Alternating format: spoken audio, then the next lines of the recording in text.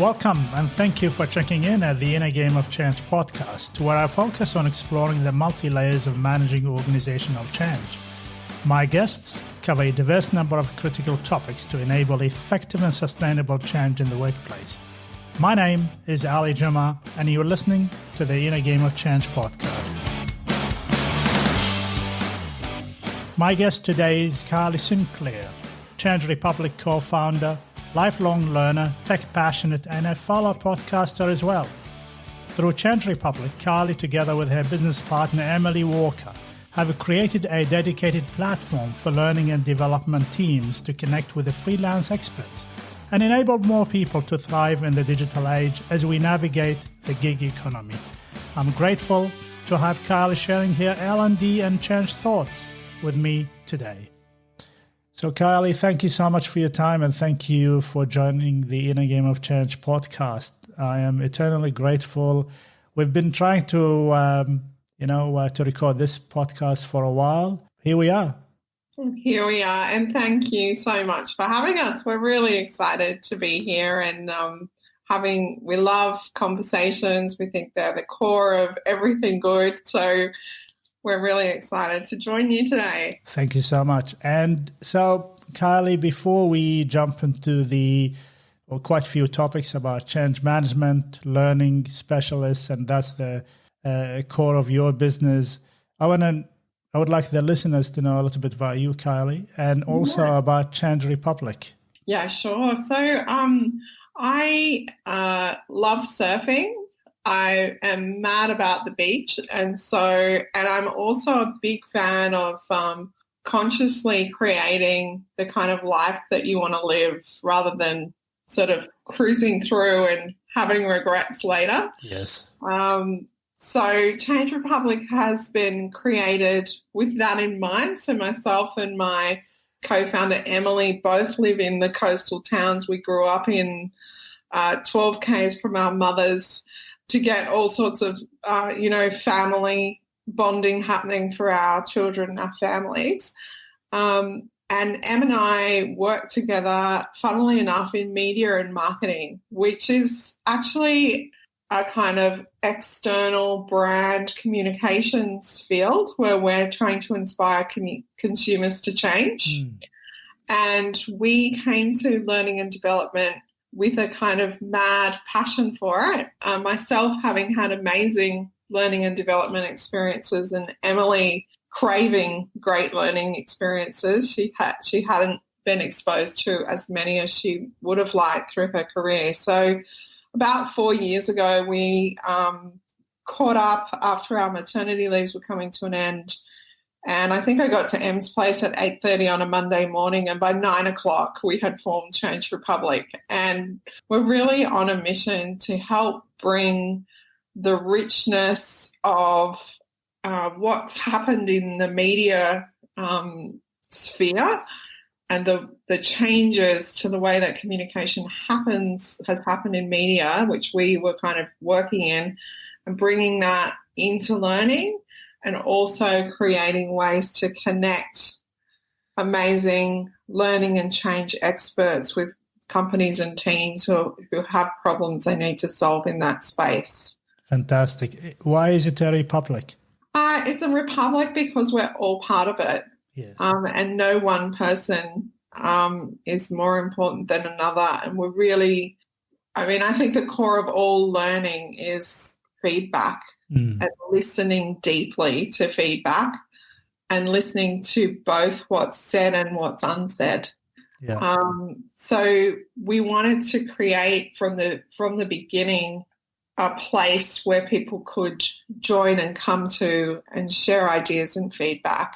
Whether we've executed well on that, we're always striving to improve in that area, but that was the reason for the Republic. Fantastic, yeah. A place where change could happen. Yes, it is a daily endeavor anyway to reach your goal, and then the goals usually move anyway. So and that's part of the game. Yes. So who is your typical client that comes to you, Kylie, as in, for the so our typical sort of on one side of our client community, we have sort of major corporates and large L&D teams. We also have emerging companies or companies that are going through kind of explosive growth periods, who have some natural and deep learning and change needs and communication needs. So that's on our client community.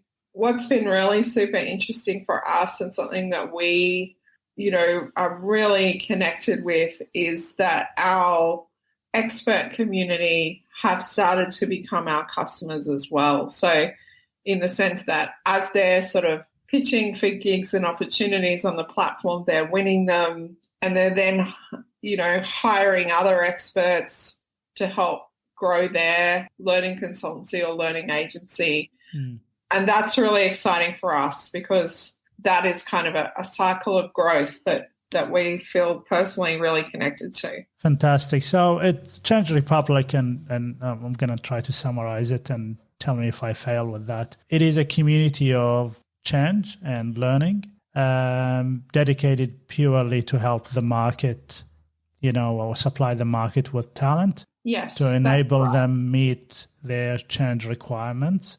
Yes. Knowing how nowadays that the rate of change, the complexity of it, and also, the speed of it. Yeah. That all organizations would need now, the change capability. And learning is actually a component of change, right? Yeah, absolutely. It's kind of the expression of how an individual user might experience a change process. It's one element of that. So, like to simplify what we do, customers come to our platform to either find freelancers for projects and tasks that they need done in their team. It could be anything from create an interactive PDF, write a change communications pack, all the way through to, scope this major learning experience. Yeah. And our customers also place jobs and contracts. So we're just 100% dedicated to this L&D and increasingly change space. Sounds like almost a one-stop shop for organizations.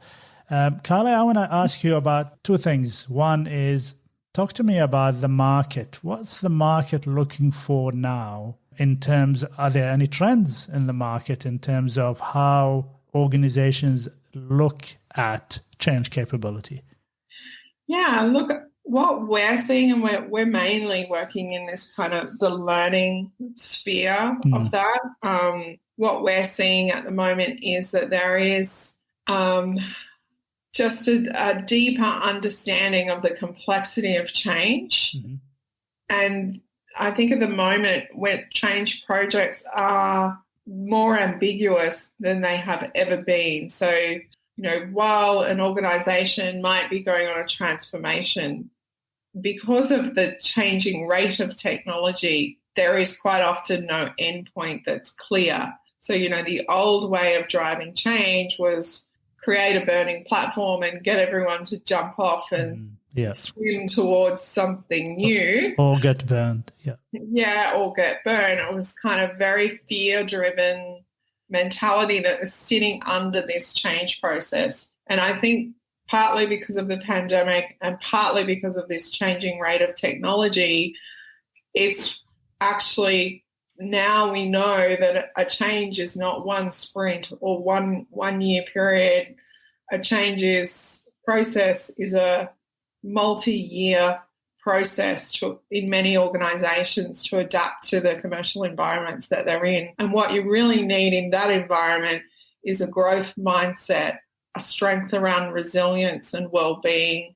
The skills required to cope with ambiguity are really critical in any change process. And that is actually a strategic capability of an organisation that can be built. Yes. Yeah. So it's the underlying ethos around change and how we cope with it and how we engage our teams is starting to come from a different place. So, a solid example of that might be a client of ours at the moment who's running a transformation project And one of the learning pathways is for people to self-identify that the area that they're working in won't be as relevant in the years to come, and to start to provide them with the tools to proactively build a new career path. Whereas previously we might have gone, jump off the burning platform, make a stack of people redundant, have this, the survivors impacted by that, and then kind of construct the reality for them. It's more of a flowing process where individuals are empowered to understand what's happening around them and make good choices for themselves. Completely agree with you. From my observation, the change has been definitely leadership in organizations are really more open now, and they pay attention to certain skills like learning specialists and then change practitioners. But there's always going to be this tensed dance of managing the pace of change, but also paying a lot of attention to the people side of change, and managing the tense dance between the external influences that's happening in the economy, politics, and all of that, and the internal needs of their people. Yeah, that's right. And it's just that kind of also understanding that now our people, people who were previously going into work were completely surrounded by your culture. The way things were done was very evident. You could lean over next to someone and ask, how do you do this? Go and talk to a manager, see visually when they're free. And now we've got this kind of remote workforce where people are making far more independent decisions around the way they work daily. And if you're trying to drive change in that environment, it means you absolutely have to empower that group of people, because the kind of traditional constraints and controls and methods of communication are now very different. You have to reach me by a personal call, or you have to reach me via my laptop or some intranet or a different type of message. And so what we're seeing is that actually media plays a really huge role in that, because things like this podcast are ways to more deeply engage people when they're not sitting in an office totally focused on work. The reality is people are mixing life and work very differently, and our capacity to absorb messages and make changes is quite different. I had the pleasure to meet one of the Kotter's co-authors for the latest book. That's amazing. Yes, and actually just yesterday, and we recorded a podcast which I'll publish in a couple of weeks. And we did talk about one of the principles that the Kotter International, use, and they focus on the communication, which is the head and the heart. Yeah. And I was having a chat with Gaurav, who is actually an associate of Kotter's, and saying we can add the hand to it as well. So not only I talk to the logic or the rationale of the change, yes, I need to connect it through an emotive link. Yes. And also, especially in Australia, I'm a big believer that we need to show people the first step as well. Yes. And then that is the hand. So that's the support and the help. That kind of beautiful image of a mother reaching their hand to a child. So the hand is a symbol of support and help. And so it was, this is just in complete alignment with what you were just describing before. The way we consume information is quite different now, which takes me to the kind of segue to the question. Training and learning is actually a major component of how we manage change in the workplace. Yeah. In your organization, what do you think the market has been focusing on, the type of competencies that they look for in an instructional designer or a learning specialist? Yeah. So I think in learning, we've sort of had an actual change process run within learning teams themselves, because we went from, in the pandemic, relying on in-person learning experiences quite often. Yeah. And shared sort of knowledge shared between teams that were sitting together. And as soon as the pandemic hit, a lot of those learning channels were unavailable completely for the first time in the history of learning. And, amazingly enough, we spoke with, on our own podcast, Kelsey Cates, who's the head of learning experience at Google globally. And she said Google, who you would think is entirely digital, were delivering all of their learning experiences face-to-face pre-pandemic. So even the most technologically advanced companies had to suddenly, dramatically and quickly pivot. So, we had heads of learning, I remember Claire DeLeva, who's now over at AstraZeneca, turned her leadership training experience from face-to-face to virtual in a week. So if you can think about the teams having had to do that over this kind of 2-year period, I think what's now emerging is this kind of pause, reevaluate, reassess. Well, okay, we did all of that work really quickly and it's amazing what everyone's accomplished. They moved through digital learning experiences very quickly, and now it's kind of sitting back and going, how's all this connecting? Now we've done all that work. How can we knit this together? How can we enhance the work we've done to make it a beautiful learning experience? Because by the very nature of the pandemic, it was extremely pragmatic. So I think learning leaders are firstly very proud of their teams and completely blown away by what they've achieved. And then secondly, going, okay, this is now an interconnected ecosystem of learning assets. How do we make this into a learning experience that stays with and resonates with our people, in a kind of more strategic sense? That is part of the challenge nowadays, is that how do we create those positive learning experiences virtually, which needs a new set of skills, a new type of IQ, really, when you present information online, the way you present it, the type of information, and also the not just the content. Our attention is completely divided when we're actually online anyway. Yeah. And so I was having a conversation with two specialists a couple of days ago, and we were talking about we need to scrutinize every single aspect of a presentation, including how long the presentation is for. The content, the colors, what works actually virtually. How can we tell a story? How can we engage? Is it PowerPoint? Is it something else? And so we're trying to understand all of those things now. Now, it doesn't mean that we haven't done them before, but more than ever now, we actually need to be far more impactful in managing this process.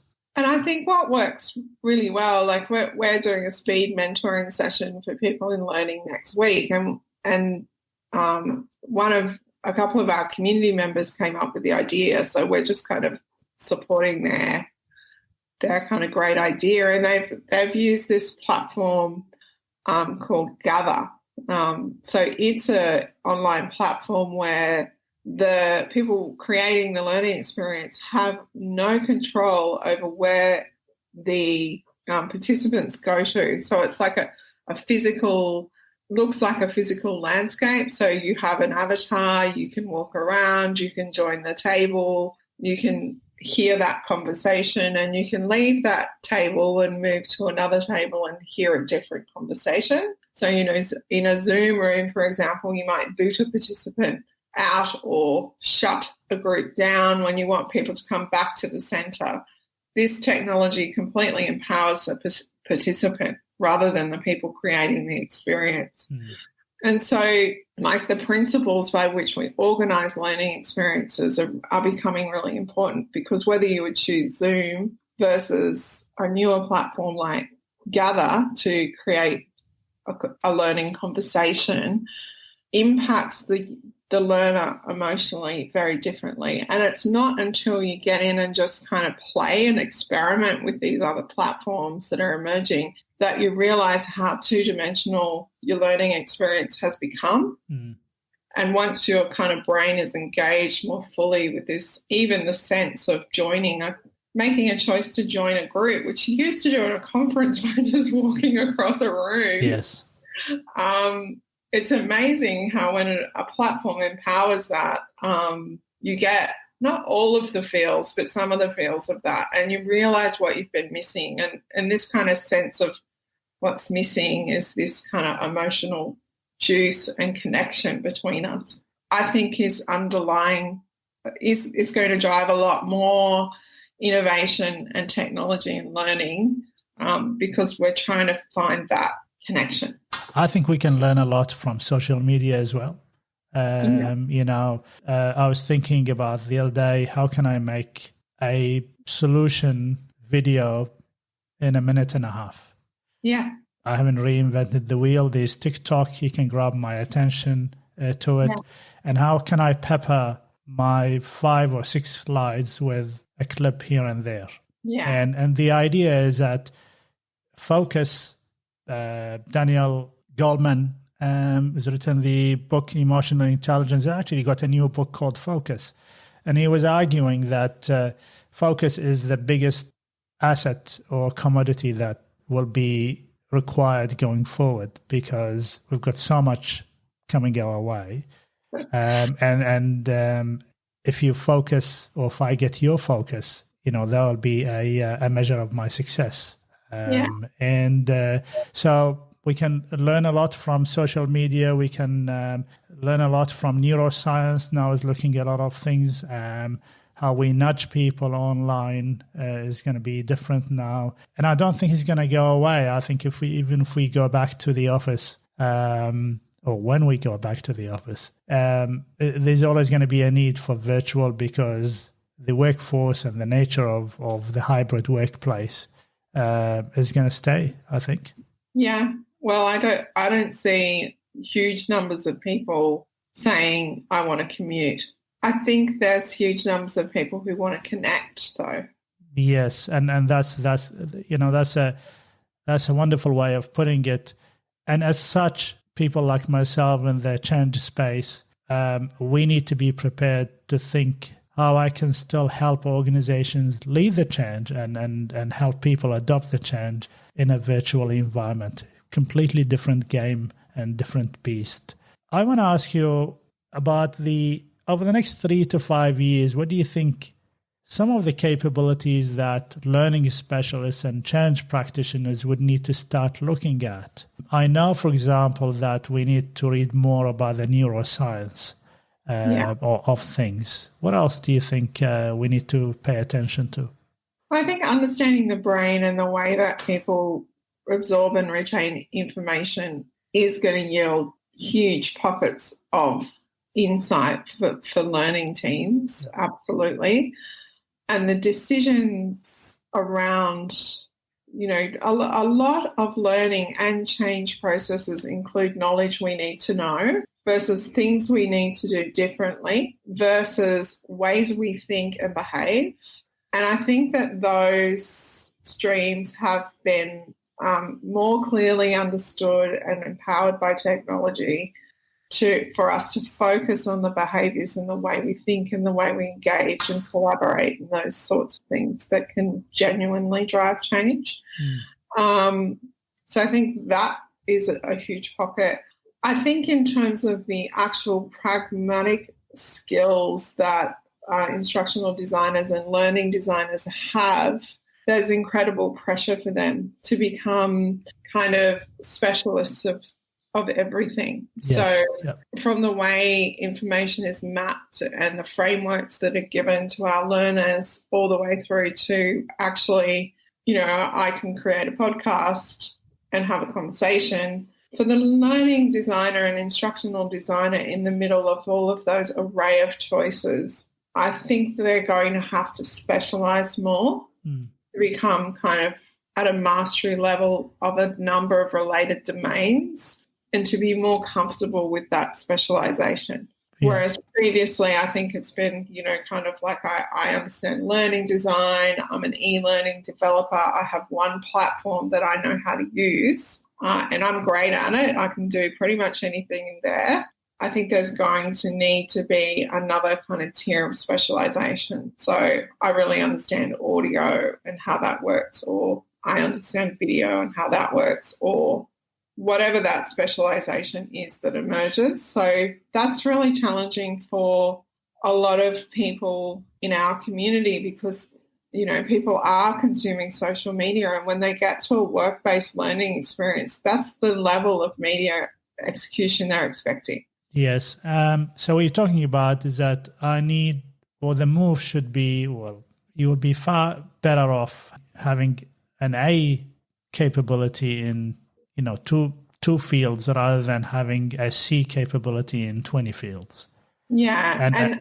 And understanding what impact those experiences can have on an overall learning experience. Absolutely, because nothing sits on its own, nothing lives in in an isolated space. I also believe that, and the good thing about about specialization is that you will be able to help organizations get the best out of your specialty in a very cost-effective way of time, because we know we're coming to a specialist and we know they're going to take less time than somebody who is actually having a C capability in that particular field. So that will be the trade-off, which is actually a positive trade-off. I also believe that we need to think of complementary skills to our capabilities. Yes. Like, for example, as I said to you before, I started reading more about the neuroscience. My job is actually to try to understand as much as I can human behaviors and motivators and not just the amygdala. Actually, I need to understand far more than that. Yeah. Not just the flight or fight or freeze. I need to understand far more than that. Yeah. How do I move? One of my guests educated me about, we don't need to build resilience. We need to unearth resilience. And so we all have it. And how do you activate it? How do we move from the philosophy of we want to minimize disruption to we want to maximize the benefits of the change? And so all of those things, whilst they're just words, but they need to be reflected in the way we manage the change. So I call them complementary skills. Behavioral economics. How do I nudge people? Far more sustainable ways to embed change rather than a top-down approach.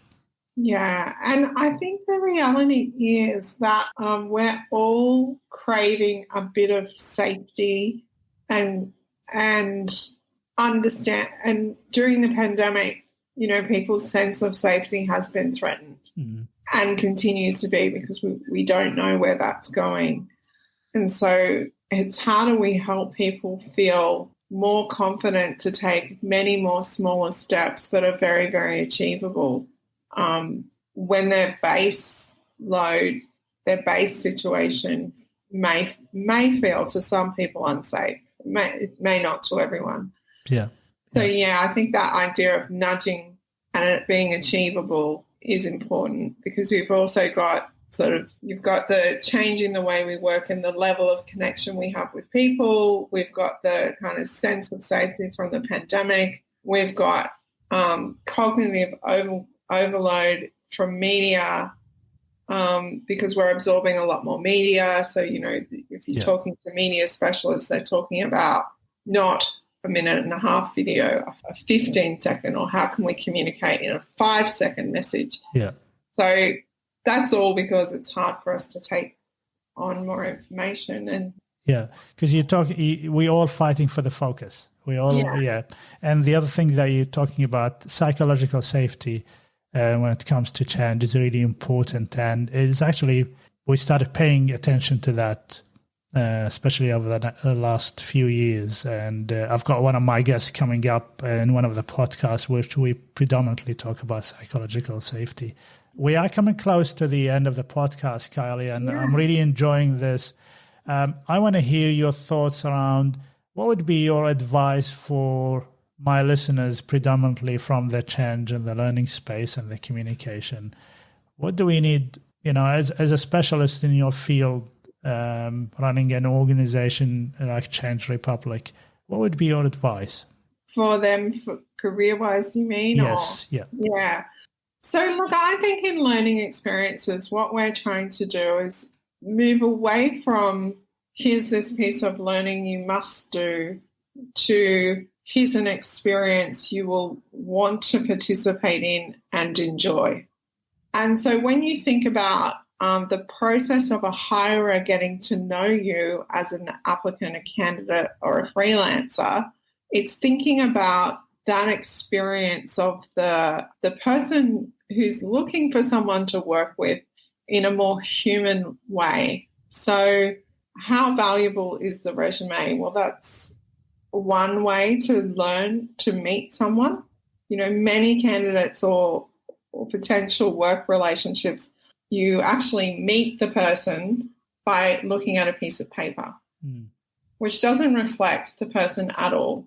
So what we're sort of very interested in is how can we use these kind of other types of media to help people meet each other in that hiring experience using different media. So like one simple example is we're doing Meet the Hirer videos that our community can watch a video of the hirer talking about the job and the organisation and what their team's like in a conversation not dissimilar to this. Yeah. And what I would say to anyone who really wants to build their career is they need to think about the ways that they can do the reverse. So with Change Republic, we've built a portfolio tool. That portfolio tool is to show people your work. And some of the kind of people who get hired as freelancers most often actually show an example of their work and they record a screen record of them explaining the situation and explaining how they tackled the problem. And what they're doing is they're introducing themselves as a person. And so if you want to build your career and you want to start to connect with other opportunities, you've got to think about that process and what is the hire experience you're creating. Yes. Yeah. You know, you can record a video and say, hey, I had this, here's an XYZ work example I've created to show you what I'm capable of. I worked in a similar situation to this, and this is how I tackled that problem. Wow, that's a great way to meet someone in a hiring process because you're meeting the whole person. Yeah. So basically your message is find different ways to influence and create that experience, whether it's actually with an employer you're looking to join or a business you want to work with as a freelancer. You need to create an experience for them to meet you. Yes. And we are absolutely obsessed with that. I think we're miles off where we will end up, but there's moments in these experiences that we're tracking and recording data about and that is absolutely attracting hirers. Fantastic. I hear lots of people saying, I don't like the video, I don't like, and my message to those people is that have a go because, you know, you will feel really, you would need to feel comfortable because that's not going to go away. Or record an audio file. Yes. Yeah. Like this conversation is an audio file. Yeah. You can do the same thing just with your voice. It's just much better than a piece of paper. Yes, yeah. Yeah, a voice is much better than a piece of paper. I'll take that as my lesson for the day. Kylie, it's been a pleasure having you. How do employers reach you? They can just email me at kylie@changerepublic.co and I'll share a link and we can jump on and have a conversation. And that's the same applies for candidates and people want to join your community? Yep, love to talk to people. Fantastic. And we're going to put all the information about Change Republic and about yourself, Kylie, in the podcast. It's been a pleasure having you here as my guest in the Inner Game of Change podcast. And I hope to have more conversations with you in the future about how your business is going and whether we can share more insight with my audience. Yeah, we'd love to do that. And thank you so much for having us and for being such a... having such a great discussion, and the listeners may not know, but I've been quite sick in the lead up to this conversation. So thank you for all of your patience and understanding. Pleasure. I'm grateful for your time. Until next time, stay well and stay safe. Thank you. Thank you.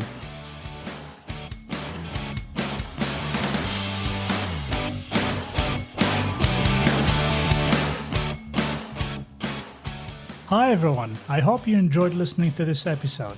To know more about our guests and this podcast, check the innergameofchange.com.au website and remember to subscribe.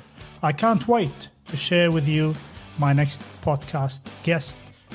Until then, stay well and stay safe.